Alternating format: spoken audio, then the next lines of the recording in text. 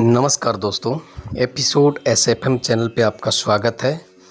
आज हम आपके सामने एक नई पौराणिक कथा लेके आए हैं,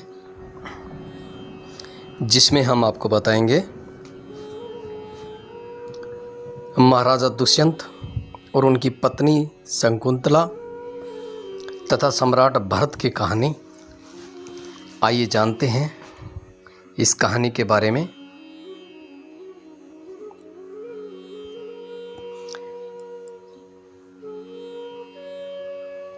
अनगिनत कथाओं तथा कहानियों के जाल में छुपी है एक राजा दुष्यंत और उनकी पत्नी शकुंतला तथा सम्राट भरत की कहानी। जन्मेजय ने जब कथावाचक वेशपायन जी से कुरु वंशज की उत्पत्ति के बारे में पूछा तो कथावाचक ने अपनी कथा शुरू की और कहा कि एक समय की बात है कि एक बहुत ही शक्तिशाली तथा निर्भय राजा दुष्यंत थे, जो कि धर्म का पालन करते थे तथा अपने प्रजा से अत्यधिक लोकप्रिय थे और अपनी प्रजा से इतना ही प्रेम करते थे। एक दिन जंगल में शिकार पर निकले राजा एक हिरण का पीछा करते हुए एक आश्रम में पहुंच गए। वहां फलों तथा फूलों से लदे पेड़ और नदी से बहते हुए स्वच्छ शीतल जल को देख उनको बहुत आश्चर्य हुआ। कुछ साधु संत जो कि नदी के किनारे सूखी लकड़ी बीन रहे थे, उन्होंने पूछा कि आगे नदी के तट पर कण्व ऋषि का आश्रम है। अपने सैनिकों को बाहर छोड़कर दुष्यंत आश्रम में प्रवेश करते हैं। आश्रम में उनका स्वागत एक अत्यंत सुंदर स्त्री द्वारा किया जाता है। वो राजा को आदर से आश्रम के अंदर बुलाती है तथा कहती है कि उनके पिता कण्व आश्रम में नहीं है। उनकी बातों पर आश्चर्य व्यक्त कर दुष्यंत कहते हैं कि जो कण्व की पुत्री कैसे हो सकती है, क्योंकि कण्व तो ब्रह्मचारी हैं। शकुंतला फिर राजा को बताती है जो कि उनके पिता कण्व ने उनको बताया है कि महर्षि विश्वामित्र की कठोर तपस्या से इंद्र देवता अत्यधिक विचलित हो जाते हैं और उनकी तपस्या में विघ्न डालने के उद्देश्य से अप्सरा मेनका को धरती पर भेजते हैं। मेनका अपनी क्रियाओं से विश्वामित्र का ध्यान भंग करने के अपने उद्देश्य से सफल होती है। उन दोनों के संयोग से मेनका एक कन्या को जन्म देती है। मेरी माता मुझे तत्पश्चात वन में मालिनी के तट पर छोड़कर देवलोक चली जाती है। सौभाग्यवश वन में गुजरते हुए महर्षि कण्व का ध्यान एक जगह अत्यधिक कोलाहल करते पंछियों की तरफ जाता है।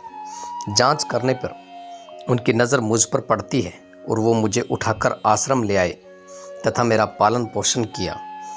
शारीरिक जनक, प्राणों का रक्षक तथा अन्नदाता तीनों ही लोग पिता समान होते हैं, क्योंकि उन्होंने मेरी रक्षा की है तथा अन्न खिलाया है। इसलिए कुलपति कण्व मेरे पिता हैं।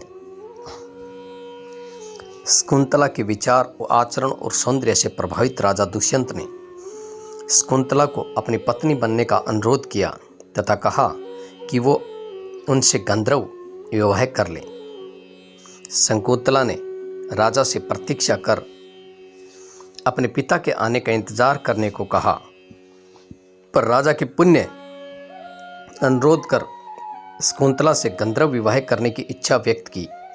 शकुंतला ने अनिच्छा से गंधर्व विवाह की सहमति दे दी, पर उससे पूर्व शकुंतला ने राजा दुष्यंत से प्रतिज्ञा ली कि उनके पाणी ग्रहण से जो पुत्र उत्पन्न होगा वो ही उनका उत्तराधिकारी होगा, इस देश का सम्राट बनेगा।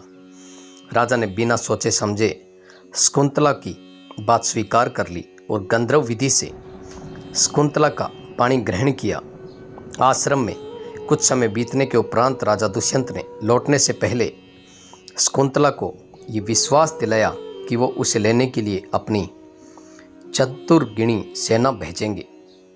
ये आश्वासन देने के बाद दुष्यंत ने अपनी राजधानी को प्रस्थान कर गए। कुलपति कण्व जब आश्रम में वापस आए तो उन्हें सब बातों का ज्ञान हुआ। तो उन्होंने शकुंतला से कहा कि जो गंधर्व विवाह उसने किया है वो धर्म के अनुसार है। क्षत्रियों में गंधर्व विवाह को श्रेष्ठ माना जाता है।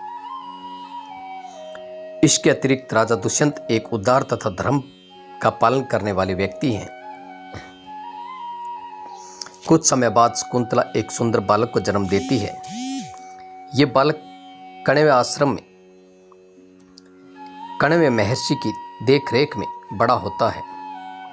परचय हिमवतो रब्ते मालिनी मामितो नदीम जातुर्मत सर्जनयत गर्भ मेनका मलिनिमुन। अत्यंत ही सुंदर हिमवत के अंतिम प्रदेश हैं जहाँ के पवित्र मालिनी के तट पर मालिनी अनुस्वरूप मेनका के गर्भ से उत्पन्न शकुंतला ने एक शिशु को जन्म दिया। शकुंतला का अपने पुत्र के साथ राजा दुष्यंत से मिलना और अतत्य राजा उनको स्वीकार करना तथा अपने पुत्र को युवराज घोषित करने के लिए कई प्रसंग हैं। महाभारत के अनुसार शकुंतला के पुत्र के बड़े होने पर उनकी अनेक योग्यताएं देखकर महर्षि कण्व ने यह निश्चय कर लिया कि अब इस युवराज होने योग्य है और उसका पालन पोषण अब राजा दुष्यंत की देखरेख में महलों में होना चाहिए ताकि वो राज्य के राजकाज सीख सके। महर्षि कण्व के आदेश अनुसार शकुंतला अपने पुत्र और आश्रम के कुछ साधु संतों तथा आश्रम वासियों के साथ राजा दुष्यंत की राजधानी के लिए प्रस्थान करती है। शकुंतला अपने पुत्र के साथ राजा दुष्यंत के दरबार में जाती है तथा राजा दुष्यंत को उनको अपना दिया हुआ वचन को याद दिलाती है और कहती है कि ये बालक मेरे साथ है, वो उनका पुत्र है तथा वचन अनुसार उसे युवराज बनाओ। इस पर राजा उसे बहुत बुरा भला कह अपमानित करते हैं और अनेक अपशब्द कहते हैं। शकुंतला अपनी बात समझाती रही पर सभा में उपस्थित अन्य दरबारी भी उसका तिरस्कार करते हैं। अत्यंत दुखी मन से शकुंतला अपने पुत्र के साथ राजा के दरबार से चल पड़ती है। पर उसी समय आकाश से भविष्यवाणी होती है कि राज दुष्यंत तुम शकुंतला का अपमान मत करो तथा जो वो कह रही है वो सत्य है और तुम राजा दुष्यंत ही इस बालक के पिता हो। तुम्हारे द्वारा भरण पोषण के कारण ही इस बालक का नाम भरत होगा। राजा दुष्यंत तब सभी दरबारियों को संबोधित कर के कहते हैं कि मैं तो जानता था कि ये मेरा पुत्र है, पर शकुंतला के कहने पर अगर मैं उसे स्वीकार करता तो सारी प्रजा मुझ पर संदेह करती और इस उद्देश्य से प्रेरित होकर मैंने शकुंतला से ऐसा व्यवहार किया। फिर राजा शकुंतला को रानी तथा अपने पुत्र को युवराज के रूप में स्वीकार करते हैं। दुष्यंत के बाद भरत को उनका सिंहासन मिला तथा इस भूखंड के सभी राजाओं को पराजित कर एक विशाल राज्य की स्थापना की। भरत ने अनेक यज्ञ कराए तथा उनके नाम से ही इस देश का नाम भारतवर्ष पड़ा। भरत के वंशजों ने भारतवर्ष का युद्ध लड़ा। भरत के पुत्र भवन्य हुए और उनके पुत्र सोहात्र और सोहात्र के पुत्र थे हस्ती, जिन्होंने हस्तिनापुर बसाया था। आज की कहानी में बस इतना ही।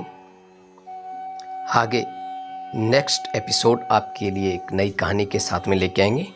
तब तक दीजिए इजाज़त और हमारे चैनल को सब्सक्राइब करना ना भूलें। धन्यवाद।